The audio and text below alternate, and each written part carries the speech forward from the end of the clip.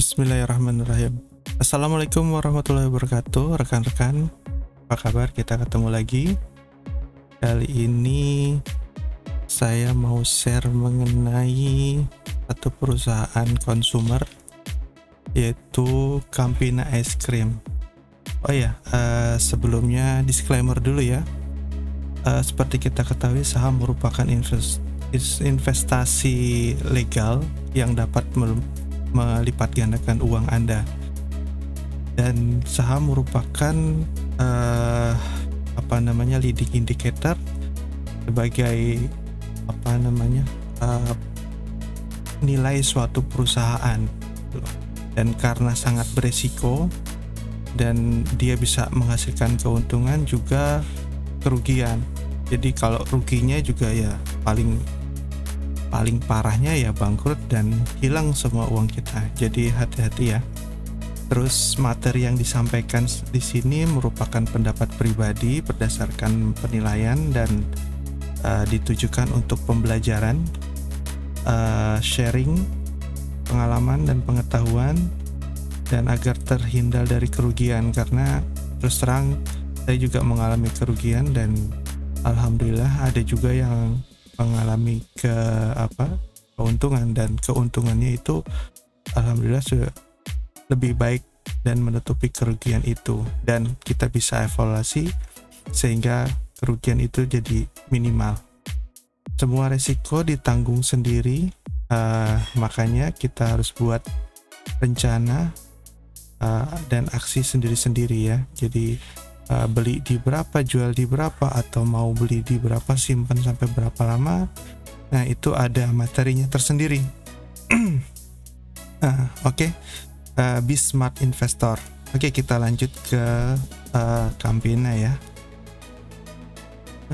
Seperti kita ketahui, Campina ini adalah satu perusahaan terbuka yang fokus di ice cream.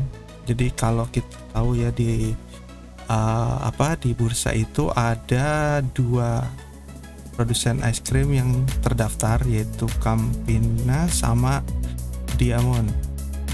Dan ada juga yang masuk ke dalam Unilever, tapi yang yang khusus untuk es krim Campina dan Diamond, itu es krim Diamond. Kita bisa mempelajari mengenai Campina ini di websitenya ini ya, campina.co.id, dan kita juga bisa melihat di IDX, Bursa Efek Bursa Efek Indonesia ini. Dan kita lihat ada materi public expose yang sudah saya download ya. Ini kita bisa pelajari latar belakangnya seperti apa, profilnya seperti apa, produknya apa aja, sejarahnya. Ini bisa dilihat sendiri ya, dan baca mungkin di pause videonya. Saya nggak mungkin bacain satu-satu, kalau bacain nanti mungkin lagi jadi lama ya.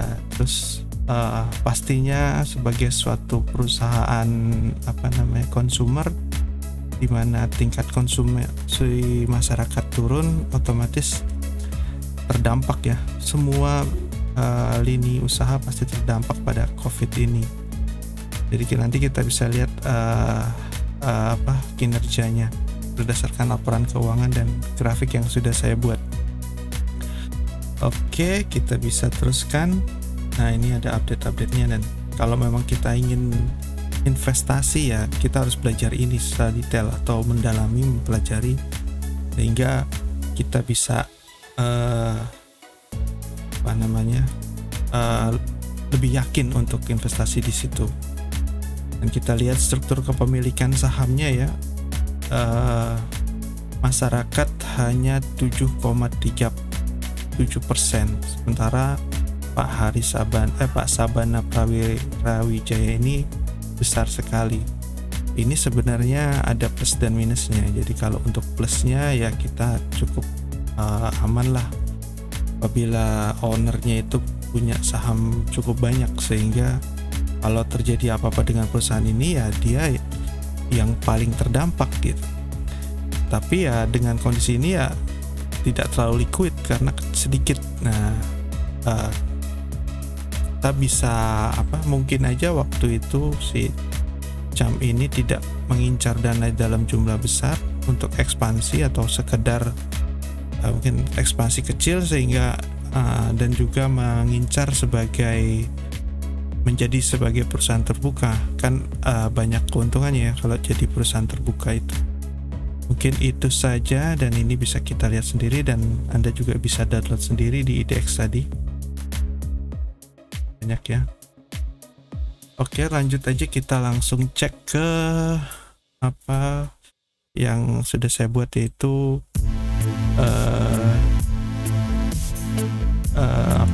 kinerja perusahaan. Nah, ini kebetulan kan kita sudah keluar ya laporan keuangan bulan 9 tahun 2020. Sementara tahun 2020 full year tahun 2020-nya belum keluar. Jadi mungkin nanti insya Allah kalau sudah ada juga kita buat lagi videonya atau bisa di review sendiri ya. Ini sekedar informasi aja dan mungkin masukan. Oke, kita lihat ya. Ini kebetulan yang apple to apple yang 9 bulan itu hanya tersaji di bulan 2018, 19, dan 20. Nah, yang sebelumnya ini nggak ada, jadi saya pakai yang full year 2016-2017. Untuk 9 bulannya kita pakai semua biar apple to apple gitu loh. Nah, kita lihat dari total asetnya ya. Asetnya itu untuk 3 tahun terakhir ini dia meningkat ya, yang warna ungu ini meningkat. Terus debtnya cenderung rata sama ya.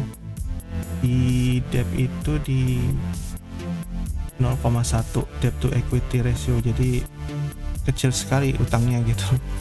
Terus untuk equity-nya juga naik terus, total equity-nya di 3 tahun terakhir ini equity-nya nih ya. Ini equity dari 830, 500, 800, 600, 860, 900, dan terakhir itu di 957. Memang asetnya itu dari 2017 ke 2018 turun. Kalau dilihat kan aset itu adalah equity ditambah hutang. Kalau kita lihat hutangnya selalu menurun, trennya menurun ya, dari 2016, 2017, dan 2018 dia turun terus. Jadi kalau utangnya sedikit, insya Allah dia untungnya itu nggak terbebani untuk membayar bunga utang gitu. Kecuali mungkin nanti kalau dia mau ekspansi, atau minimal kalau mau ekspansi mungkin dia akan right issue dan menerbitkan saham baru.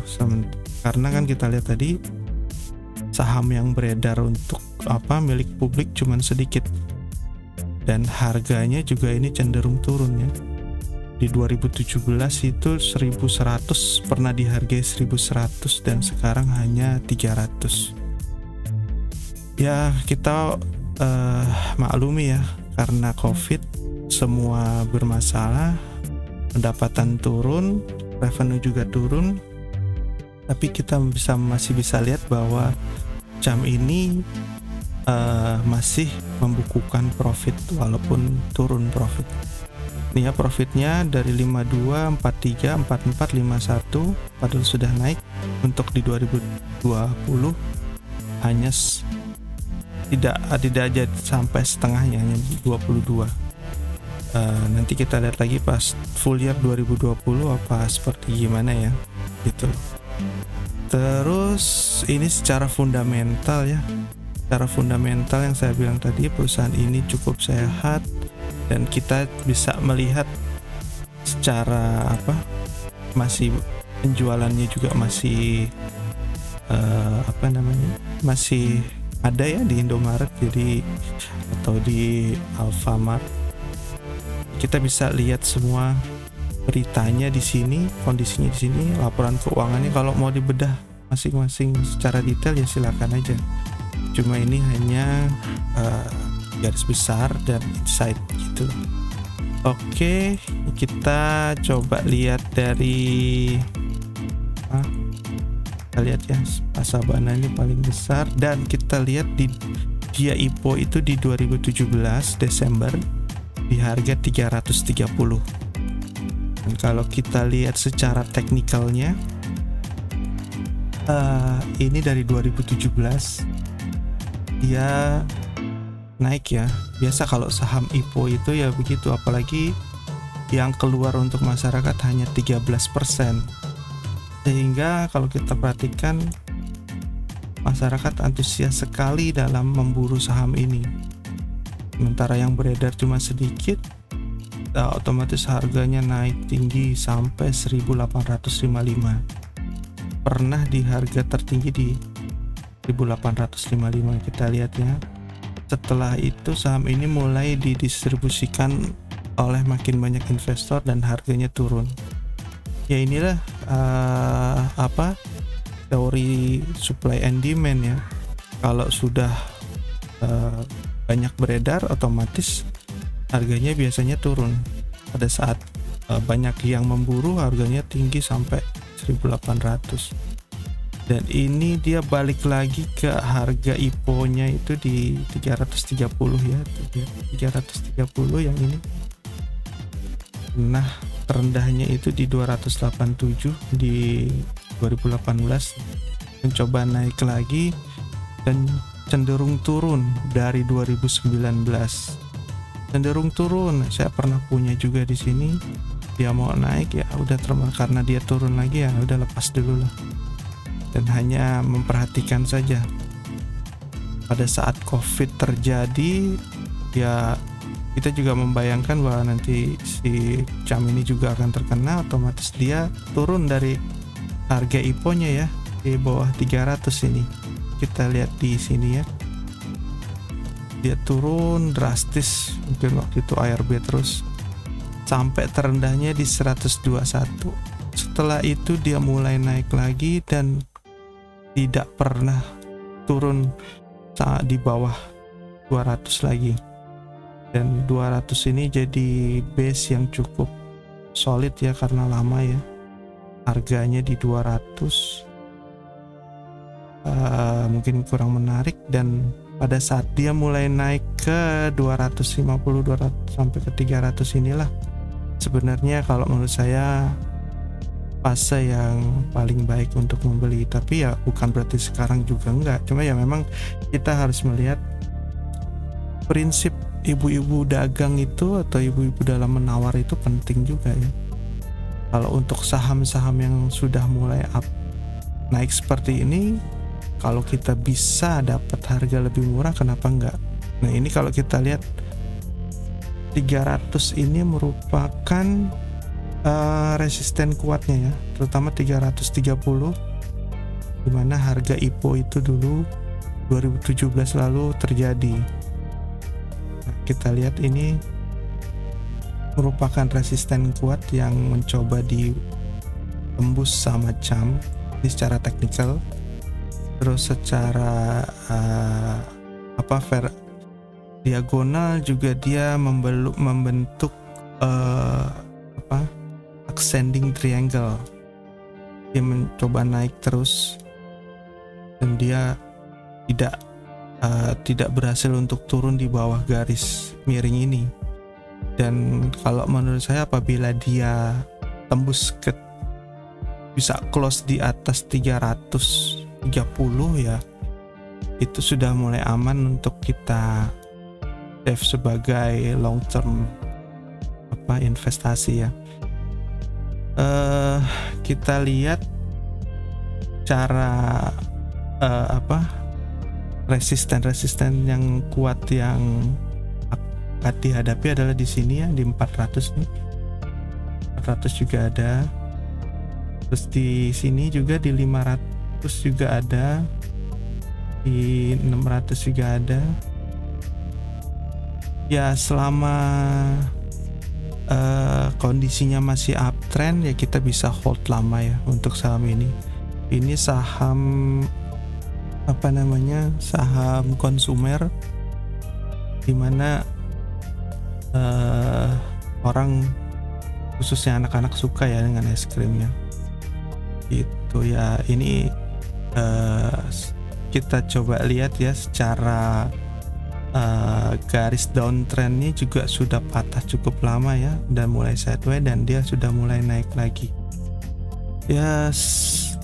Secara siklus saham ya, dia sudah memulai anak tangga baru, sehingga ya harapan kita yang membeli saham itu kan harapannya bagus ya. Jadi harapan untuk, bukan mengharapkan yang tidak gitu, berharap perusahaannya dapat untung terus kan bagus. Kita mengharapkan kebaikan untuk kita, untuk orang lain kan bagus gitu. Daripada kalau misalnya kalau kita investasi di forex kan, forex itu fluktuasinya terjadi akibat kondisi. Misalnya kalau kita beli dolar ya, kita ingin dolarnya itu naik, otomatis pembandingnya rupiahnya turun nilainya. Nilai rupiah turun karena apa? Karena kondisi kurang aman, kondisi kurang baik, mungkin inflasi tinggi atau apapun, sehingga rupiahnya tertekan sehingga dolarnya naik ya. Berarti kan itu seperti kita mengharapkan yang kurang baik ke rupiah kita gitu loh. Kecuali kita membeli dolar memang untuk keperluan usaha, untuk perjalanan bisnis atau traveling atau bagaimana ya, bukan untuk diperdagangkan. Yaitu pendapat pribadi saya ya. Kita lanjut ya untuk mengenai si CAM ini. Kita lihat dari share-nya yang ditebar ke masyarakat hanya sekitar 14%. Oke, itu aja ya. Kalau dilihat ya, saya juga punya ya saham ini. Semoga kita doakan, semoga saham ini atau perusahaan ini bagus, terus berkembang terus. COVID juga bisa ditekan, vaksinasi berjalan lancar, IHSG juga naik terus. Ini kita coba lihat dari konsumer ya, konsumer. Kita lihat ya, konsumer itu masih sideways. Makanya kalau kita lihat UNVR atau Indofood itu harganya cenderung gak kemana-mana, cenderung turun. Ya ini, secara keseluruhan memang konsumer itu sedang sideways, cenderung turun, dan dia akan berusaha naik. Sentimen positifnya adalah adanya bantuan langsung tunai sehingga masyarakat bisa tetap konsumtif. Terus nanti apabila industri atau usaha bisa berjalan dan masyarakat dapat penghasilan kembali, otomatis tingkat konsumsinya akan meningkat, dan disitulah biasanya ya saham-saham konsumen akan naik gitu loh. Mungkin seperti itu aja kalau kita insight lihat dari IHSG. Nah, komposit kita tulis di sini. Kita coba lihat ya secara weekly, dia tertahan di resisten di 6.500, dan agak serem juga ya, mungkinan juga dia balik arah turun, atau ini baru satu candle sih. Minggu depan kita bisa lihat lagi kalau memang kondisi kondusif ya, vaksin dan lain sebagainya itu kondusif. Insya Allah ini bukan sesuatu yang mustahil untuk ditembus, tapi ya kita lihat ya. Kita coba lihat nih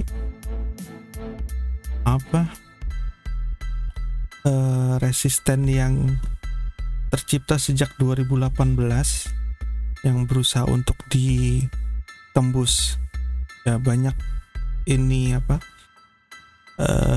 faktor yang bisa menembus ini, yang bikin keyakinan masyarakat ya atau investor, seperti SWF atau Undang-Undang Cipta Kerja, uh, apa namanya, kondisi di Amerika sendiri yang memungkinkan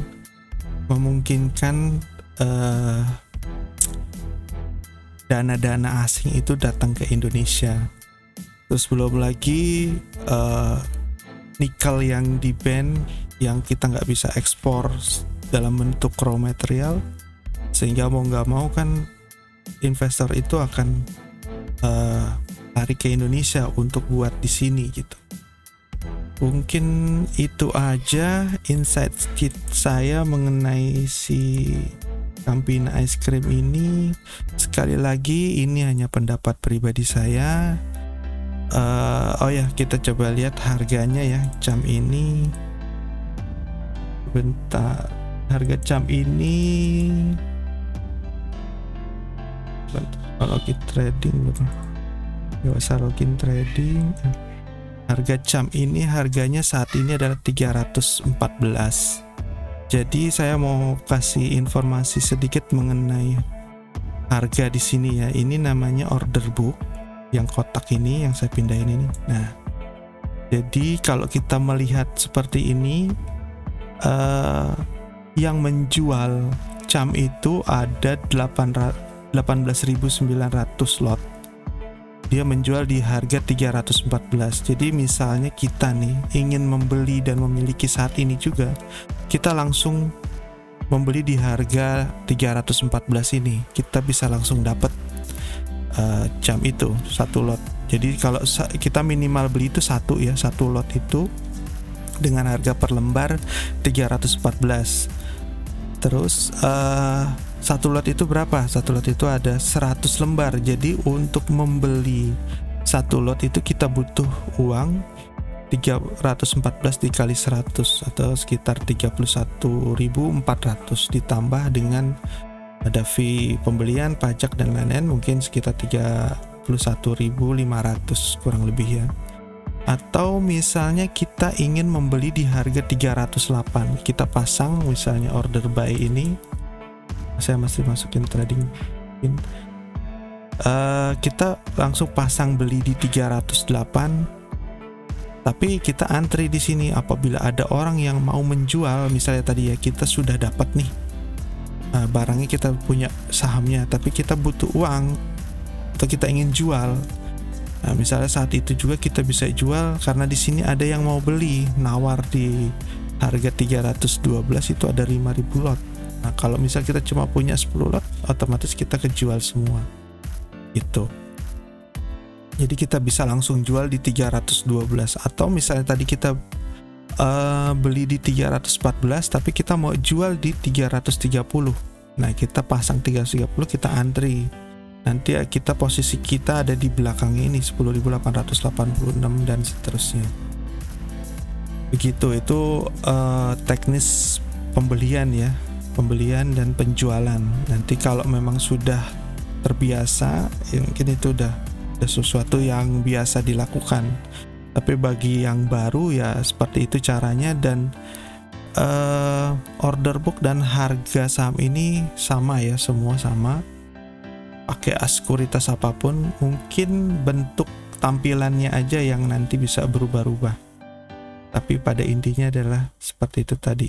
Nanti kita bisa belajar sendiri-sendiri mengenai pembelian saham atau mau belinya berapa, itu ada caranya sendiri ya. Kalau memang kita mau investasi jangka panjang seperti tadi, kita pelajari mengenai fundamental kondisi perusahaannya, sehat atau enggak, utangnya berapa, asetnya berapa, pertumbuhannya berapa, gimana pertumbuhannya, laba bersihnya berapa. Nah, kalau kita yakin sama perusahaan itu dan kita yakin ke depan dia akan naik terus harganya, ya kita bisa beli. Nah, belinya juga ada caranya tadi. Secara grafik kita mau tawar berapa atau mau langsung punya saat ini pun bisa di harga berapa gitu ya. Mungkin itu aja yang bisa disampaikan. Kalau ada yang ingin ditanyakan atau ada yang ingin didiskusikan, ya silakan komen. di bawah ya. Apabila video ini cukup bermanfaat, cukup membantu dan membuat tercerahkan, ya silakan like dan share apabila ingin di-share. Bisa juga untuk subscribe apabila nanti ada, supaya nggak ketinggalan apabila ada video-video lain yang saya sampaikan. Demikian, semoga bermanfaat. Be smart investor. Assalamualaikum warahmatullahi wabarakatuh.